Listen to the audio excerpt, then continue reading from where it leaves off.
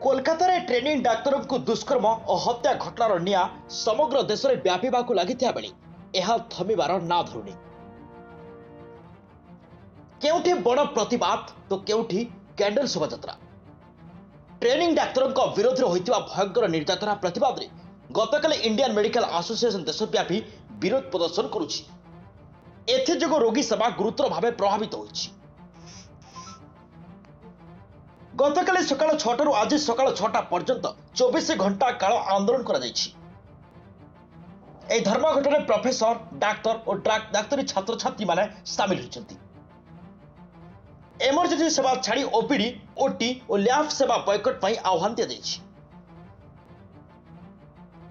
डाक्तरी छात्र छात्री आंदोलन जोगु ओडिशा समेत गुजरात केरल कर्नाटक समेत देशर सबु सहर में स्वास्थ्य अवस्था विपर्यस्त हो पड़ी।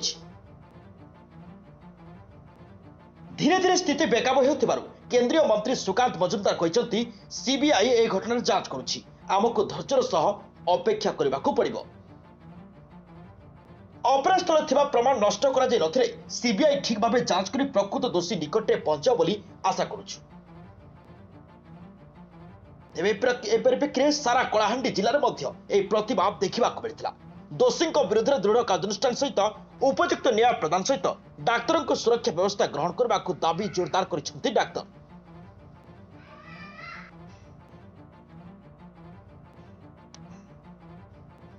समग्र देश में व्यापीवाक लगी निआ एवं थमिबार ना लुनी।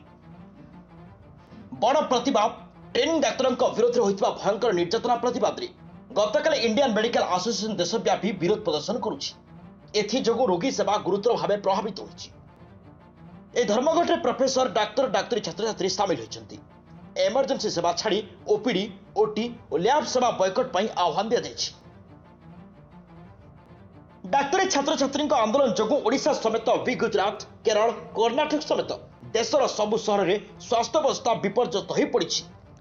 धीरे धीरे स्थिति बेकाब होतिबारु केंद्रीय मंत्री सुकांत मजुमदार कहते सीबीआई घटना जांच करुछि। आमको धैर्यर सह अपेक्षा करबाकू पड़िबो।